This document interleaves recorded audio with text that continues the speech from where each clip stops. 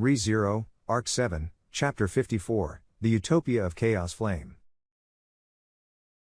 Subaru, HK, Olbart, yeah, the snivelin' brat's cryin', you're such a handful, you know. Sniffling his nose, Subaru was unable to stop his crying fit.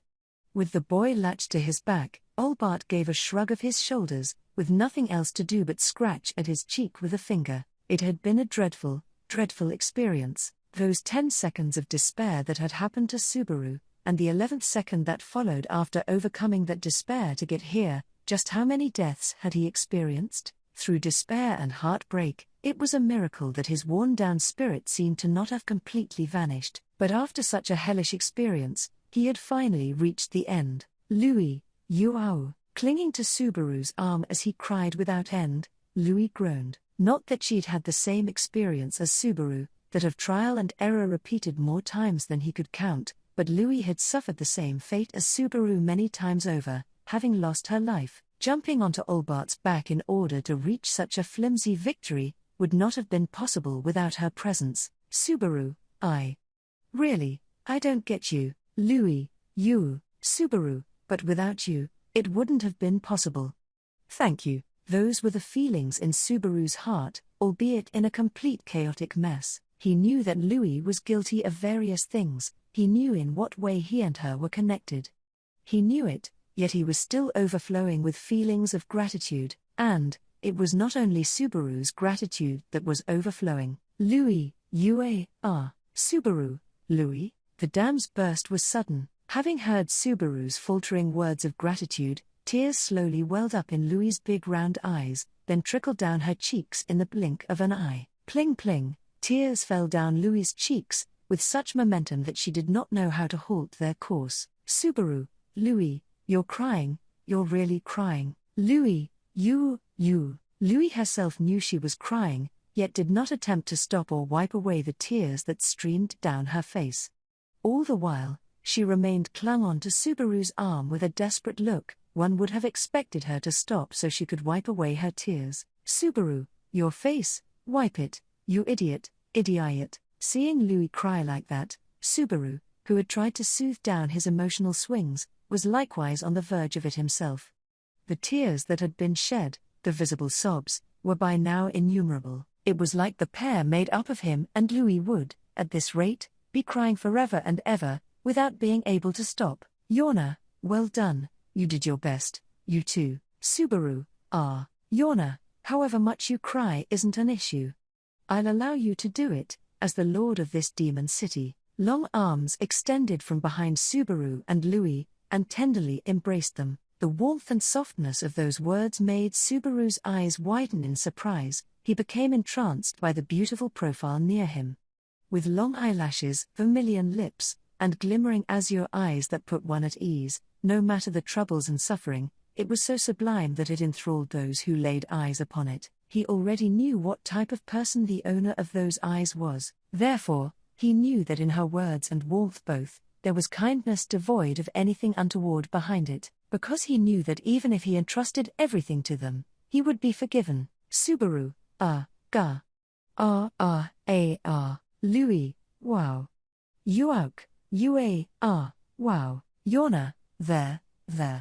Children have the privilege to cry, the privilege to cling onto an adult's chest. It's okay if you use my bosom, you may weep as many tears as you need. Looking up, tears flowed down Subaru's face once more. Louis embraced Subaru as he was, holding them both together tenderly in her arms. Yorna patted their small backs. All the while, at that moment, at the end of the battle that had unfolded up on the castle tower of the Crimson Lapis Castle, Olbart, I dunno what kind of face I should be making here cause all this is happening on my back. Yorna, silence. With that, the boorish interruption from the monstrous old man was shushed by the lord of the demon city. Yorna, so, how do you explain yourself, old man Olbart? Olbart, explain myself? Did I make any excuses? You're the one who attacked me cause of your mood, right, Foxgirl? Yorna, shortly after Subaru had cried his eyes out, this time, they would have a calm conversation so he'd thought, when the castle tower was abruptly engulfed by a precarious atmosphere. Needless to say, the cause was the aloof and unapologetic one, Olbart, sitting on the roof, picking at his ear canal with the tip of his pinky. Olbart, I kinda did what I was told, yeah?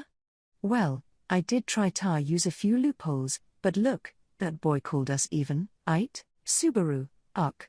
But, that's, Olbart, now, you should listen to me, boy. Cause whatever you say, I'm the one who'll have the most tar gain. Kaka, Subaru stammered as Olbart opened his mouth open wide and roared with laughter. In fact, Olbart was right. If Subaru were to argue against Olbart's misuse of the rules here, it would turn into a no-holds-barred situation that ignored the rules as a result, probably making them unable to defeat the shinobi Olbart in any sort of manner. Olbart had plenty of hidden techniques, and did not hesitate in dragging others into it. Since coming to the Empire, Subaru had more than enough experiences to know that such opponents were the number one in toughness. Subaru, Olbart-san, you sound similar to one of the scariest bastards I know. Olbart, really? In that case, you should definitely kill me. I'm no decent fella, and will be a serious pain in the ass. Yorna, in that case, old man Olbart, you must agree with me that I should stop you from breathing here. Olbart, oi, that's a lot of hate for me. Well, that's only natural. The air was tingling, ripe with tension, but this was due to the one-sided hostility that Yorna had unleashed. Olbart, the side it was directed at, was no longer in a fighting stance. Of course, this was just for show, and he could turn the switch back on in an instant. Nevertheless, it was natural for Yorna to be angry, as Subaru held strong anger towards Olbart as well. However, there was a big reason as to why he could not act on that anger. That was, because of his shrunken limbs, and his head that was not functioning properly. Subaru, Olbart-san, about the technique that's being used on us. Olbart, oh yeah, that's right. Of course, you can't fix it if I'm dead. No, there might be another way, but I've never seen anyone do it. Subaru, I knew it. Olbart, well, it's like an insurance policy. It's supposed to be a secret technique back at my village, so basically, we deal with the dead bodies without leaving any traces so that they don't come to light. Quite indifferently, Olbart spoke some disturbing words. At the same time, Subaru congratulated himself for having walked a really dangerous tightrope. Even if Yorna defeated Olbart, and the old man died, the infantilization that had befallen Subaru and his friends would have remained unresolved. His state would always be that of being Natsuki Subaru. Just thinking about it made Subaru shudder. Yorna, I don't know the details, but I've heard that you've treated these children in a cruel way. Yorna looked at Olbart as she put the kiseru in her mouth and filled her lungs with purple smoke. When asking her for help, Subaru had given her as much honest information as he could, but he left out the nitty-gritty details of their situation. That included the fact that Subaru had been shrunk due to the influence of Olbart's technique. Once Olbart dissolved the infantilization, Subaru would return to his original body. Once that happened, he would do his utmost to apologize and ask Yorna for forgiveness. Of course, he didn't think that'd be enough to completely reverse her impression of the situation. He would like to think that Yorna was the kind of person who would see reason with just words. Yorna, old man Olbart, you've conceded defeat in your earlier match, right? Olbart, yeah, I admit it. For sure, it's a complete loss. At least, I'm lucky I didn't die losing. But I didn't think I'd lose. Yorna, it was unexpected that you'd lose. Olbart, I thought it'd definitely be the boys' boss who'd gimme a good challenge. Paying no heed to Subaru's concern, Yorna and Olbart proceeded with their conversation. Yorna whispered, boss, quoting Olbart, and gently, sliding her hand into her kimono. Yorna, the sender of the missive, right? I've been looking forward to meeting him, but, suddenly, Yorna cut off her words and narrowed her eyes at Olbart. Olbart tilted his head at the sharpness of her gaze and uttered, what is it? Olbart, there's nothing scarier than being stared at by a beautiful woman. What's the hubbub? Yorna, for crying out loud. I told Tanza to deliver a message to all the messengers, for them to come to the castle. Well, where's Tanza off to? The air quickly chilled, to the point that Subaru felt like he was going to choke. Yorna's anger was always unleashed when harm was done to a resident of the city, or a child. This was even more so in Tanza's case, who met both requirements by being a resident of the city and a child. Nevertheless, Subaru suspected that Tanza had conspired with Olbart to prevent his own party from meeting Yorna. He would have to be careful how he approached this. However, Subaru, I also thought Tanza was with Olbart-san. But she's not. Right?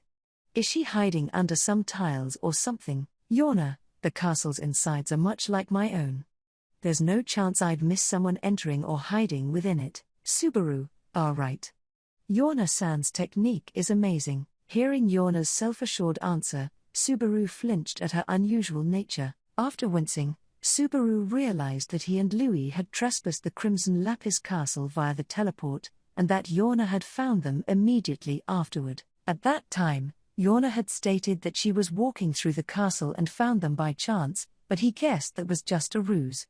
Truth was, she had noticed that Subaru and Louis had abruptly appeared in the castle and moved to catch the intruders. Perhaps the reason why she had not captured them right away, and instead treated Subaru and Louis as Tanza's friends, was because she had not been able to decide how to treat the two of them, Subaru and Louis, who was so young. After all, ever since they had first met, Yorna had been protecting them. Subaru, the more he came into contact with Yorna's personality, the more intense was Subaru's feelings of doubt on whether he should involve her in the great battle of the Volakian Empire. The same went for his feelings towards the people living in Chaosflame, the so-called horned races, who had obstructed Subaru's group along the way. They wanted to protect the safe haven they had finally found, after so much suffering and ostracism. Could Subaru's group blame them for wanting to resume their peaceful lives? Especially considering their lord cherished them. What was the difference between this and the world desired by the girl Subaru liked? Subaru, in silence, Subaru looked down from the castle tower at the disorderly townscape of the Demon City, a city where everything was chaotic, intricate, in a horrible mess, and without a sense of unity. Upon first arriving at this city, he had been bewildered by its disorder, but after meeting Yorna and the people of this city, even if for a short time, Subaru had one thought: here, there was freedom. There was freedom here, no need for a person to submit to someone, unbound by anyone. Ergo, one could express themselves as they wished, this overflowing chaos going undenied by anyone. It was free, equal, and fair. It seemed to him that a somewhat ideal picture of the future had been illustrated here. Was it really the right thing to do, to pry Yorna away from such a place? Yorna, old man, answer me. Where's that girl, Tanza? Paying no heed to Subaru's internal conflict, she continued to question Olbart. Tanza was not inside the castle. He'd like to believe that Olbart didn't have a technique to make a person small enough to put them in his pocket. Olbart, no need to have such a scary look on your face, I'll tell you what I know. The only reason I made a deal with that dear girl was 'cause I had just the right conditions to use her for the match. Yorna, where is she? Yorna's repeated questions were driven into Olbart, expressing that there was no need for superfluous talk. In response, while tilting his head, Olbart turned his gaze towards the land surrounding the castle towards the Demon City, as if he were taking in the superb view. Olbart, it's not that hard to guess. I'm an outsider, you know? There's only so many places where I can hide a single girl. That was his response, just as Olbart had cracked under Yorna's questioning, a little bit earlier, within the Demon City of Chaosflame, in one of its inns. Neither was it large, nor was it very ornately decorated. However, in fact, the walls and interior of the building were robustly constructed, and seldom did a sound ever pass through. In Chaosflame, this was the only place where the atmosphere was so different from the rest of the city, prepared as an unlikely contingency as accommodations for VIPs. The room that became the setting was a spacious one. Said spaciousness resulted from its interior design being that of 3 rooms with their walls removed as to join them together. Even within the people that used this travelers' inn, only a handful of them held the standing to be able to stay in such a spacious room. There were no high-quality furnishings, no numerous works of art to delight one's eyes, and no sort of fine alcohol available to soothe one's palate, as many of the people who made use of this inn were utilitarians. In a sense, This inn standing within Chaosflame was different. The demon city, with its popular name of Land of Unlawfulness, was worthy of being a symbol of freedom. Despite its chaotic existence, under Yorna, the ruler of the demon city, the inhabitants of Chaosflame were remarkably unified in their will. For those who shared a common vision, who did not tolerate foreign invaders, who had no mind to give mercy to those with their own troubles, there was no need for the kind of preparations that this inn offered. Certainly. The people of the Empire must be strong, that is the core tenet that this city of demons has overturned. To some extent, governance is left to city leadership. But there are limits. Because they do not know their limits, they operate like this? As a man with crossed arms inquired this, the girl of small stature stiffened her cheeks and kept silent. The man to question that of her, donning an outfit that combined red and black, his face concealed by an oni mask, was Abel. The demi-human girl bearing antlers opposite to him, wearing a beautiful kimono with her arms put through its sleeves, was Tanza. In this city, a face-to-face between two people with a presumably hostile relationship was happening. Nay, to be more precise, Abel and Tanza were not the only two meeting face-to-face. You have stepped in here knowing what kind of place you are in. Abel, answer me. Depending on your response, not a bone of yours will remain. Yelling so, was a man with dark skin reddening with wrath, General Second Class of the Imperial Army, Kafma Irelux. Those words were directed at Abel, who had marched into the room, and the boy and girl who accompanied him. He had nothing in his outstretched hand, but he had no need for a weapon. Any armaments were literally nestled within Kafma's own body. That he would not leave any bone remaining was no mere declaration of a threat, but the truth, because that was the true value of Kafma Irelux, the fighting insect general. Oi, Abel-chan, you serious? That voice, visibly strained with strong vigilance, came from a masked boy just before Kafma and his vigor, Al. He carried on his back a weapon he could not handle, the blue dragon's sword, and once he spoke, Abel glanced back at him, and, Abel, how many times shall you inquire that before you make up your mind? Al, I'm asking that question again and again because, after you strolled, the jury's still out on it. I mean, this is insane. Shit, I dunno why I followed you either. Abel, it should be obvious. The current you is too much of a coward to be alone. Al, HK, unable to speak further, Al was incapable of getting out any words beyond that. It was a reaction that revealed instantly that Abel had hit the bullseye. Yet the fact that Al could not even argue with him made it evident that he himself was aware of this. For some reason, Al was currently no longer able to keep his composure for even a walk down the street. Abel Chin, another companion, Medium, called out to Abel to protest on the behalf of Al, who was at a loss for words.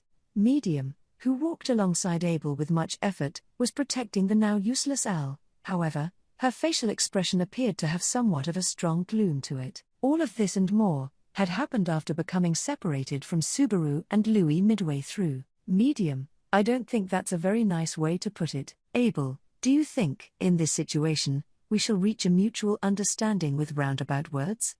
You and that clown both should be more conscious of the situation.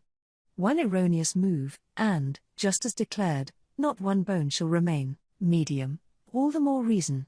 You shouldn't talk like that, it's no good. Abel, Medium, 'cause you talk like that, Abel Chin, Subaru Chin and Louis Chan. She refused potently once, but afterwards her words tapered off. That was inevitable, due to Medium's own nature.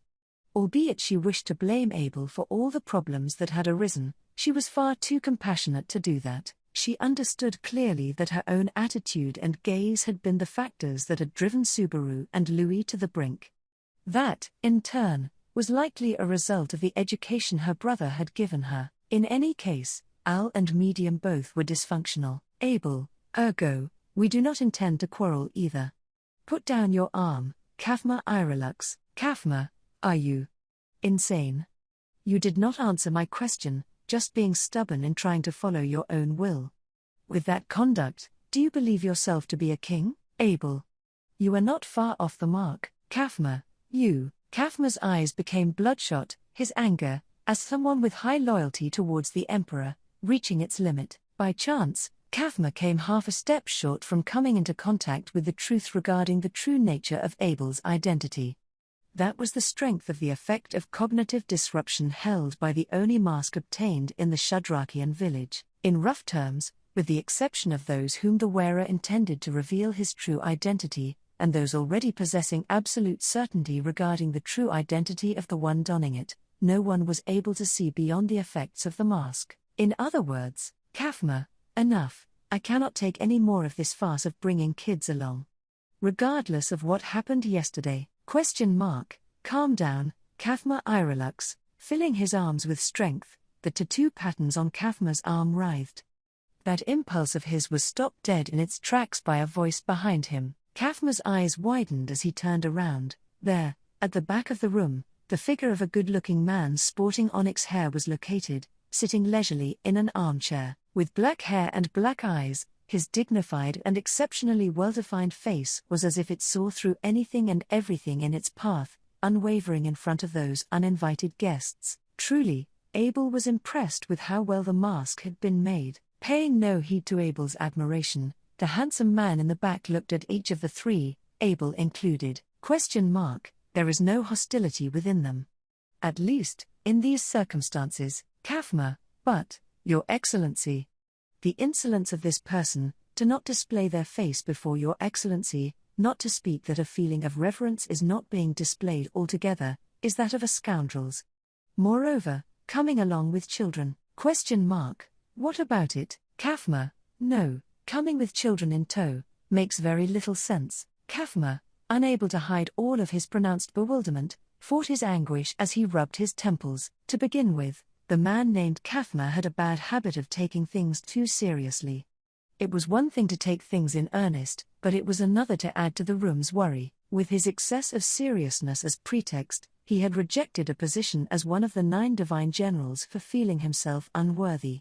Henceforth, barring his character, he was the owner of ability on par with that of the 9 divine generals, even if no one had fallen victim to Olbart's wily ways, and even if Tarata had accompanied them to this place, fighting a proper battle with Kafma as an opponent was an impossibility. But on this point, the battle was in favor of Abel and his team.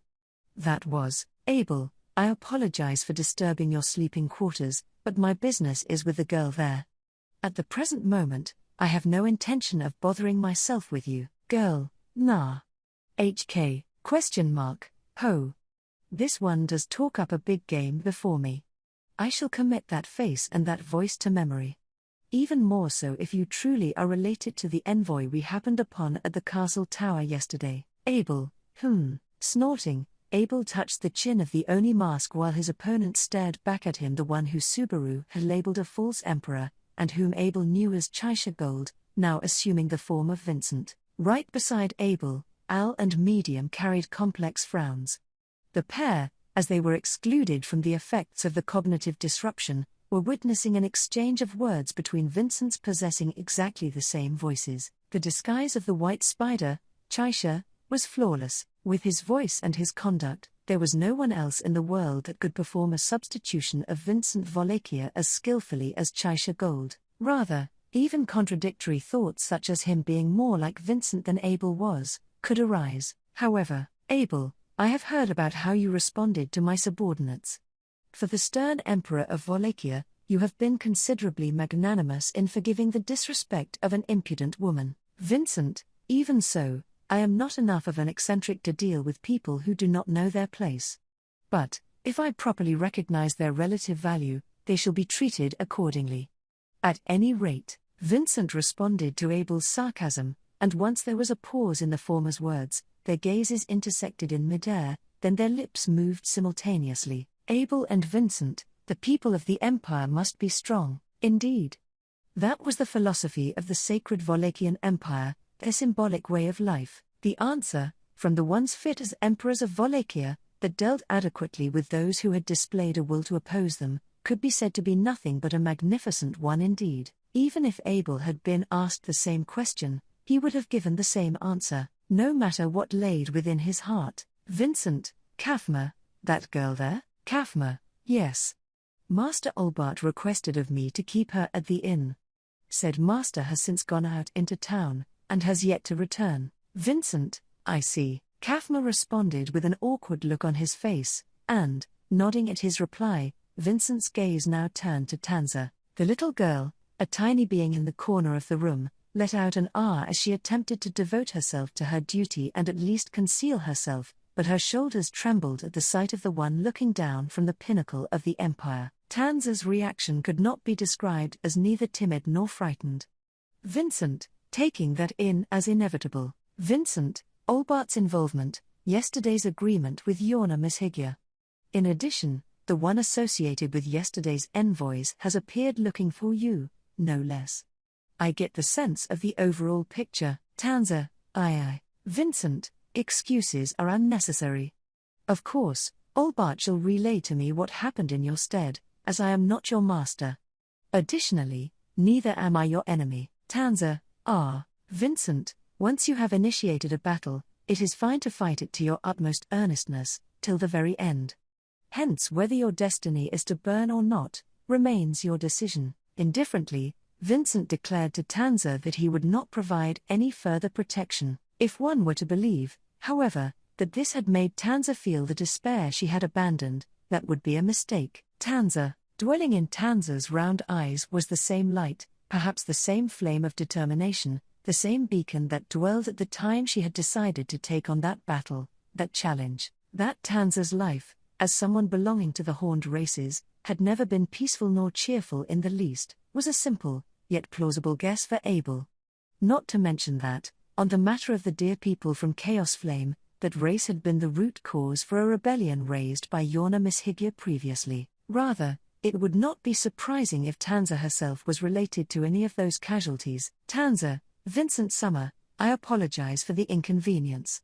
However, this occasion was not brought about by Yorna Summer, I was the one who orchestrated it. Vincent, as I said just now, excuses are unnecessary. The facts, I shall inquire of Yorna Mishigya. You may cease speaking yourself. Tanza, yes. Thank you very much. Tanza rectified her posture, then proffered a deep bow towards Vincent. Once she looked up, Tanza's gaze then turned towards Abel and the others. Unlike the gaze directed at Vincent, this one was clearly hostile. Al, HK. Due to that girl's aura, Al's throat rasped, despite his attempts to restrain himself. He was a coward to the extreme, but it was also true that that aura was loaded with such fighting spirit that it made him feel pressure. And so, one could only imagine what circumstances had led her to torment herself this much. All of this. Tanza, please, do not bring Yorna Summer into this war. She is a kind woman, who will surely fight for the sake of the weak masses, no matter how hurt or worn down she may get. Such a thing, I could never overlook. Yorna Summer is everything to me. Medium. Tanza, please grant this favor. Please. With a small tremor in her words, Tanza's plea caused Medium to widen her eyes. It seemed that, to Al and Medium, Tanza's motives had been unexpected. By far, the goal of the residents who had attacked them on their way here was maintaining the situation of the people of the horned races. If they lost the protection of Yorna Mishigya, they would lose the safe haven that was the demon city of Chaosflame, and would resume the long hard days of traveling in the wilderness. That was their fear. That sentiment was probably held by a considerate portion of the residents of the demon city, but on the other hand, the likelihood that the feelings of most of the demon city's residents favored Tanza was something Abel was well aware of, and what convinced him of that was that the soul marriage technique had spread across the people of the city. That was a secret technique that could not be formed by one-sided feelings. If the residents loathed it, the mechanism that tied a vast number of people together would have driven them to madness, but since that was not the case, it only provided definite confirmation for the thoughts Abel had carried from the start. Abel, Yorna Mishigya shall be the one to decide. Bowing your head towards me shan't make a difference. Kafma, HK, you. For some reason, Kafma's anger flared up at Abel's response, the latter with arms crossed. There was most likely no direct relationship to Tanza, but likely the man held some amount of affection for the girl due to her youth. In that respect, by and large, this was a man who could be described as being of the same ilk as Yorna. And in regard to the true essence of the demon city alone, that which was visible to Tanza, was not to Kafma. Hence, she kept her head down and continued, Tanza, no, she is not. It is not Yorna-sama's decision to make, it is yours, Abel. Tanza, Yorna-sama's heart is vast and deep, she is a kind person.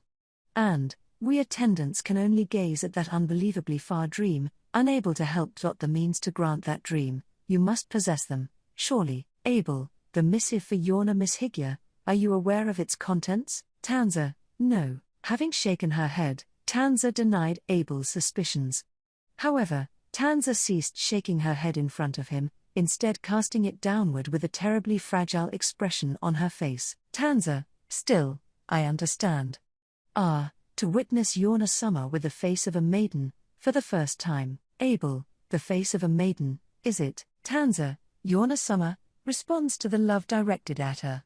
But for her to show that appearance of a maiden in love to someone, the reason would be no less than the answer to that letter. Abel, Yorna Miss Higya would not refuse, so you interfered. Therefore, Tanza, yes. All of it was my plan. With her head sunken deeply, Tanza confessed to her plot. All of it was not correct. Undoubtedly, Olbart must have had a hand in Tanza's scheme, and distorted it to something more vicious. However, Tanza intended to take responsibility not only for what she herself had started and what her will had led her to do, but also for whatever part Olbart had been involved in. It was all too, Abel, beautiful, and so an inaudible voice took form only within someone's mouth, and went unheard by anyone. Naturally, it went unheard by all, not even by Tanza, who bowed her head, nor by Al and Medium, both on guard, nor by Kafma, who held back his anger, nor by Vincent, who rested his hand on his chin. Abel, I have a grasp regarding your participation. But, how does this matter, Tanza? How? Why, Abel, even after divulging your heart of hearts, you could continue your scheme if you desired. Even if you are beheaded, the residents of the demon city shall still target my group.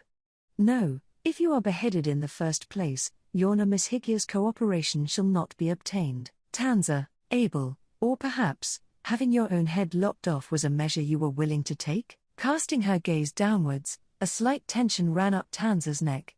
Having observed this, Abel was convinced that Tanza had left the option of taking her own life on the table. Suffice to say, it was well thought out. Although there were a few things to ponder over until it could be put into action. Al, so you were gonna put your life on the line? You're one hell of a girl, Medium. No way. I won't let you, ever.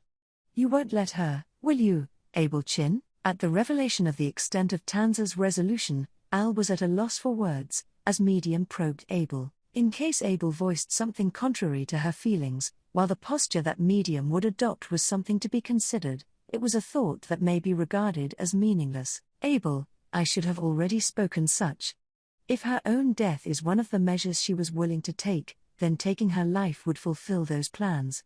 Unfortunately, I hold no interest in partaking in such schemes. Medium, Abel Chin. Abel, people should die in a more efficient manner. Medium, Abel Chin. A pawn that operated according to their own agenda was a nuisance, regardless of whether they were one's own camp or the enemy's. Taking that into account, the being known as Tanza was a poison beyond their control. However, unless one was steeled to drink said poison, one would be unable to introduce stronger poisons. Having made his decision, Abel fixed his gaze on Tanza, sitting on the floor, and said, Abel, I have no intention to take your life.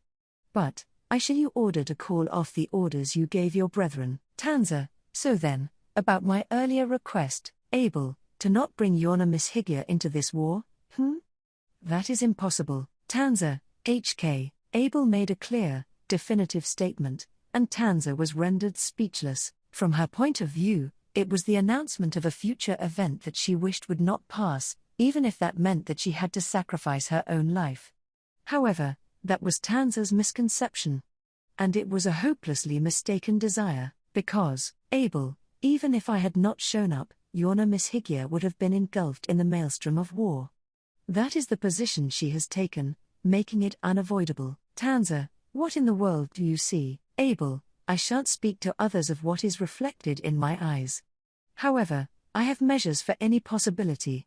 No matter how it appears to those around me. While responding to the quivering Tanza, his eyes trained on her own, Abel abruptly took his gaze off the girl. Instead, his dark eyes turned towards the silent Vincent, stock-still at the back of the room.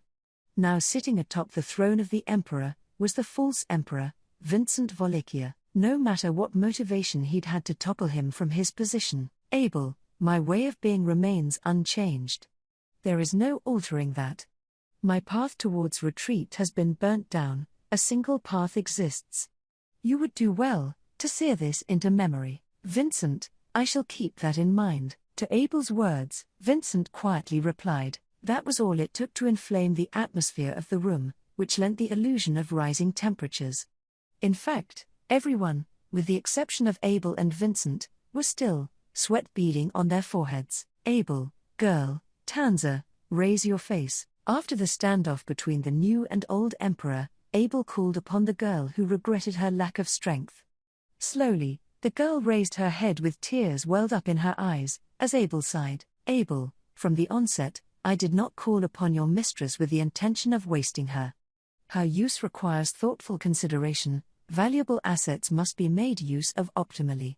People should die in an efficient manner. Tanza, can I place trust in you in that regard? Abel, even if you do not believe me, that shall not change what I must do. Tanza attempted to cling on to her budding hopes, but that not-so-gentle response extinguished them. Behind him, Al applied the back of his hand to his forehead, and Medium let out a sigh. However, after a brief hesitation, Tanza nodded her head. Tanza, okay, I understand. Please, regarding Yorna Summer, Abel, to fulfill that request, there are steps to be taken by your side. As it stands, I cannot merely stroll around this city. Al, yeah, that's right. That's what we came here for in the first place. Upon hearing the condition presented by Abel, Al seemed more lively as he spoke. Presently, Al harbored fright for just about everything. It was possible to say that, for him, it was certainly a matter of life or death. It was imperative to get those chasing Abel and his allies, who were following Tanza's call to action, off their backs. Tanza, but, how did you know I was here? Abel, I made my decision with the fact it was Olbart's doing in mind.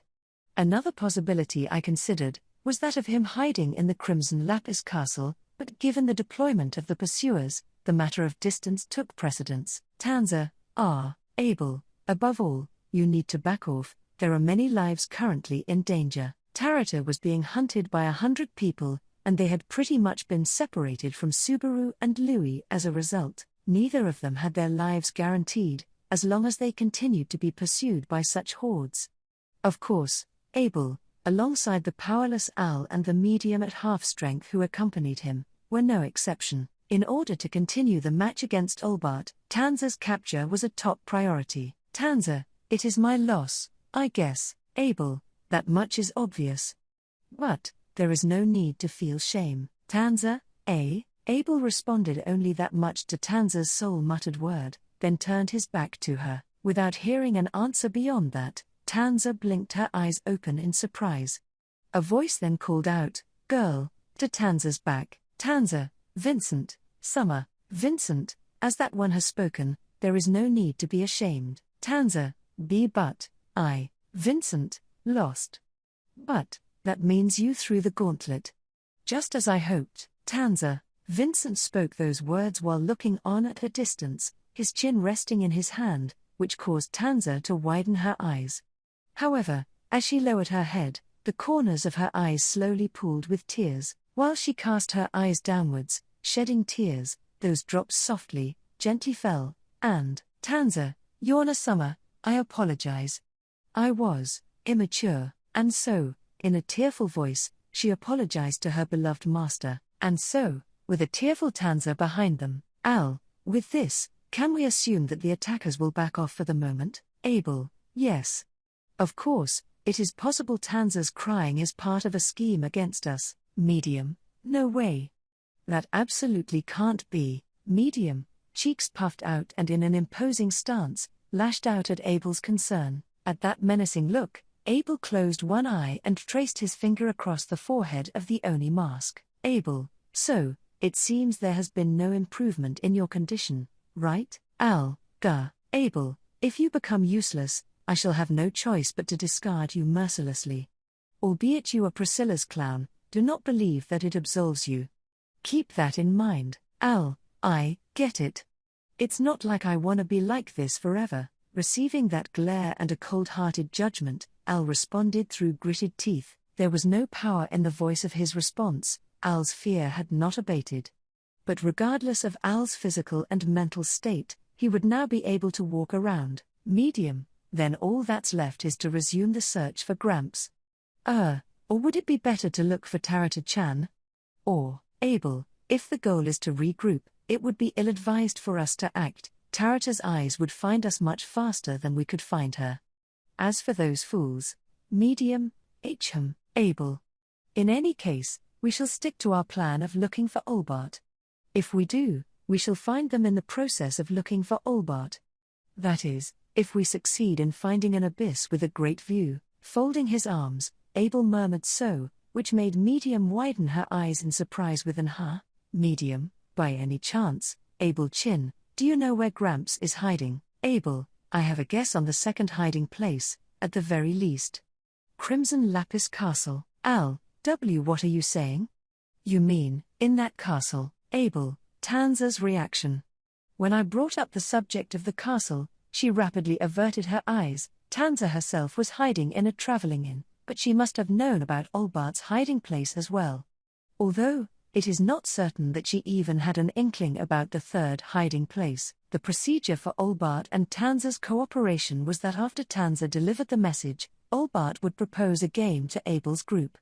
Then, after they discovered the first hiding place right behind them, the logical step was for Olbart to go outside and accompany Tanza to the traveling inn. Of course, considering that Tanza could be apprehended, it was possible that Olbart had Tanza accept false information. Abel, the trick of hiding out in the Crimson Lapis Castle is also something to Olbart's liking. Medium, I see. Well, we should go to the castle as soon as possible. Al, yeah. We need to see that geezer immediately to get our bodies restored. If our bodies are restored, we should be fine. Same goes for Bro and that pipsqueak if that happens. Clenching his fists tightly, Al grumbled this as if he were praying for it, as if he were cursing Olbart. Al, having lost his mental capacity due to his own body having been shrunken, held extreme hostility towards the sort of relationship between the disappeared duo of Subaru and Louis. When it came to him, he would like to get Subaru to how he was before as soon as possible, to ponder over a normal decision regarding Louis. However, Abel was doubtful that Natsuki Subaru would make a normal decision upon returning to his original body, and before that, Abel, no matter what your thoughts may be, I have no intention of letting Olbart's technique be undone so simply. Al, Medium, Abel, to be precise, I shall not interfere with either you or Medium. However, I have no intention of allowing the technique on Natsuki Subaru to be dispelled for a short while. It would be best to keep him in that state for the time being. Upon hearing Abel's plan, the two were left astonished, their eyes and mouths wide open. Then, after a pause, Al, quit fucking about. The fuck's up with that? You didn't say anything like that before? Incensed, Al, his voice trembling with anger, grabbed Abel's collar, or rather, as he could not reach it due to his height, the belly section of Abel's clothes was grabbed, lashing out at him. However, Abel, his countenance unfazed by that powerless threat, replied with, "It is as I stated, Abel, for now, I shall have him remain as is, in his infantile form, for a while." Al, bastard. Medium, is that related to why you were bullying Subaru Chin? Exerting more pressure, Al inched closer towards him, while Medium grabbed his shoulders from behind. As she posed that question, she stared fixedly at Abel. Upon her inquiry, Abel quietly exhaled. Abel, I do not recall bullying him, or any other low-level behavior of the sort. Medium, call it whatever you want. But, Abel Chin, you were trying to scare Subaru Chin on the way here, to get him to say something. Is it because of that? Abel, Medium, that's so unfair. If there's something you wanna hear, just ask and they'll usually tell you. It's because of something like that, Abel. Unfortunately, there is no way that shall happen. Hearing the quiet, serene emotion in his voice, Medium could not help but stumble over her words, letting out only a. Giving a sidelong glance to Medium's surprised face, Abel brushed off Al's arm that was gripping him with ease, and spoke. Abel, my thoughts have nothing to do with the wickedness that Medium suggests. It is merely a necessary thing. Al, necessary? What the hell? Why just bro? What about me and Lil Miss Medium? Abel, you do not meet the requirements. You possess one arm, and due to Medium's hair and eye color, Al, wah? Not grasping the meaning of that statement, Al's anger grew more and more intense. Medium, too, was left with a face that betrayed her lack of understanding of the true nature of Abel's intentions, while a surprise of different origin still remained on her face, and Abel's bottom line was, Abel, even though the situation remains unaltered, the pieces are falling into place. Ergo, through his only mask, Abel gazed out the window of a room in a traveling inn. Towards the outside, his eyes reflecting the crimson lapis castle. It was a gesture to stare at something far more symbolic than the castle itself, and, in fact, Abel stretched his hand straight out as if to grasp something that could not be reached. Abel, you shall accompany me, Natsuki Subaru. Blown by an unopposable wind, into the midst of war. Olbart, that's why that dear girl's with His Excellency, Subaru, Olbart answered calmly, sitting cross-legged with his short arms crossed. Hearing his astonishing answer, Subaru was simply left dumbfounded. He was not surprised because it was outside the realm of his imagination, however. Subaru, I thought she'd be at their inn, in case she wasn't in the castle. Olbart, oh, you thought of it. Well then, boy, you gotta have a terrible personality. You sure you don't have some of that Volakian royal family blood in ya after all? Subaru, that's really creeping me out, so don't say that. It was perhaps Olbart's comedic style, but not a single one of his jokes were really funny. As always, the person in question let out a kaka. In fact, he appeared to be in a good mood, which was probably the secret of his long life, paying no mind to others, not allowing stress to build up, laughing quite often. He was the very example of it. Subaru, there's a saying in my hometown, that ill weeds grow apace. Olbart, oh, a proverb, is it? What's it mean? Subaru, something like, the more you're hated, the longer you live. Olbart, kaka. Well, I don't have an excuse for that. Ouch, Louis, oh. Louis's angry fist struck Olbart, who was laughing hysterically at the meaning of the saying. Though it was a simple smack on the shoulder, the effort put into just touching it had led to this scene. Perhaps Olbart, as a member of the most powerful of the Empire, would deal with a smack however he wished, were it anything akin to hostility or murderous intent. In that sense, Subaru's move in using Louis's teleport as a playful touch of pursuit rather than an attack had been the correct option. Yes, he should be proud of himself. Yawner, anyway, I now know where Tanza is. I heard that the residents of the city have been very unkind to you and the others, and I apologize for that. Subaru, no, Yawner-san, stop it please. There's nothing to be sorry about. Louis, you. Yawner bending her knees on the spot in apology caused Subaru to be flustered. Even Louis jumped up involuntarily at the significance of having Yawner bow her head. In fact, Yawner had taken him seriously, had not backed down at all against Olbart, and had tried to help Subaru again and again, and so on and so on. Subaru, Yawner, what's the matter, child? Your face is so red. Subaru, no, well, I just remembered some things. As the situation calmed down and the pain and suffering that had been pouring down like a nightmare receded, Subaru was reminded of the many times Yawner and him had exchanged a kiss, in those repeated moments of pain and suffering. That memory had not remained in Yawner's memory, and Subaru was not in a position to remember the feeling of the kiss itself, so he only remembered it as an event that had happened. Still, honestly, he admired and liked Yawner a great deal for her willingness to kiss him in order to make it so he'd like her, just so a dying child could be saved. And because of that, Subaru, I don't want you to get mixed up in this. An increasingly stronger resistance to bringing Yawner into the fray, to bring her into a war that would destabilize the entire empire, was welling up within Subaru. He was unsure if this was only because he had been made younger, or if he would think differently once he was back in his proper body. But even if Subaru thought differently after returning to his original body, he would not believe that what Subaru felt and thought in this young body would be wrong,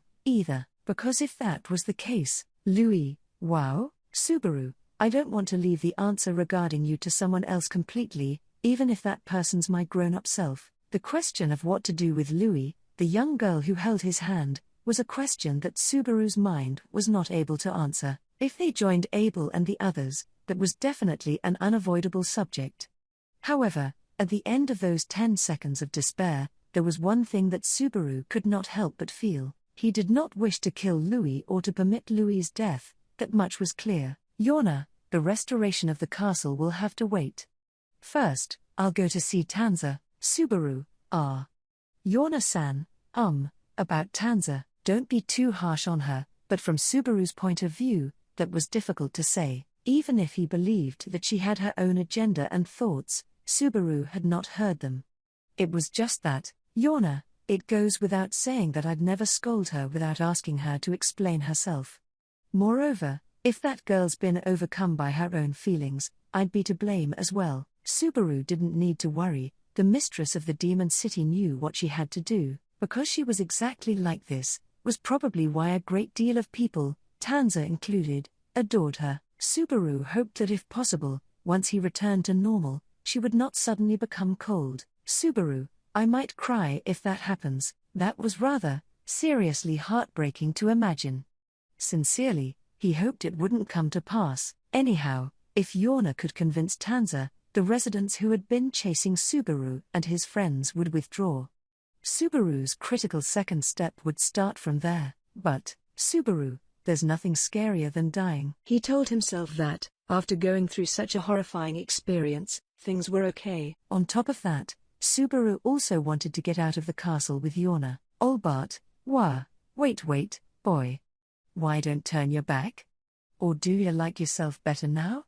I don't particularly mind if so. Subaru, oh, sorry, no, of course not. I'll turn back all right. I mean, I'm getting used to being in this form, but I'm going to have trouble finding things to wear. Olbart, kaka. You got a lot of nerve worryin' about that. Olbart called out to his back, and Subaru stepped on a roof tile and spun around. In fact, although his body had been shrunk only for a few hours, he had exceeded the total number of deaths up until now, and so this became the body he had lived and died with the most. He didn't want to say it was because of that, but his small body felt like a bad omen, so if he could get back he'd like to get back to his normal size sooner rather than later. Right now, the only thing that scared him was the possibility that his views might change abruptly. But, Subaru, don't worry, Louis. I'm going to face you properly. Louis, wow. Oh, Louis cast her head down after Subaru's words, but then she gave a deep nod. Subaru pushed on Louis's forehead with a finger, directing her towards Yorna. Louis's back struck her, and Yorna took her in. Yorna, child, what is old man Olbart doing? Subaru, I don't fully trust him, but I'd like to think that he's at least got just barely enough humanity left in him to follow the logic of victory and defeat. Olbart, oi, I can hear you know. Subaru, I know that, that's why I'm saying it. Subaru smiled wryly in response to Olbart's teasing. To Subaru's answer, Yorna narrowed her eyes as she hugged Louis tightly. Yorna, if you understand that, then I have nothing else to say. I haven't been told what'll happen exactly, but this child and I will be watching you. Louis, Subaru, okay. Well, I hope you'll be on good terms with me after this, Yorna-san. Yorna, child, you're quite the warrior, aren't you? Being sent off by Yorna smiling at him and Louis's cheerful face, Subaru went to Olbart's side. Standing up, Olbart patted himself on the lower back, and spoke. Olbart, you're talking crap again. Oh geez, let's get this over with. Subaru, yeah. Is it going to hurt? Olbart, did it hurt when you shrank down? Then, that's the answer. Giving a brief answer to Subaru's hesitant question,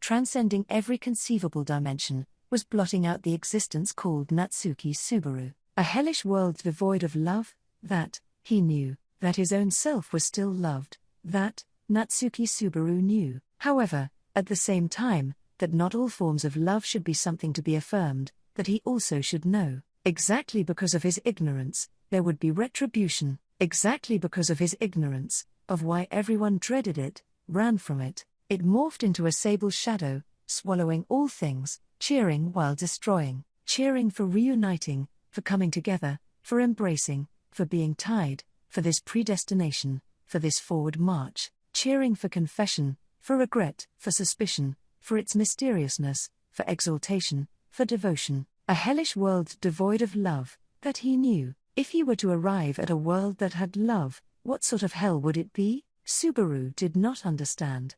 He understood naught. If there was something he could say, in this situation inexplicable to anyone, there was only one thing: the utopia of those ostracized, the demon city of Chaosflame. The ruin of this utopia was brought about by the causality of none other than Natsuki Subaru.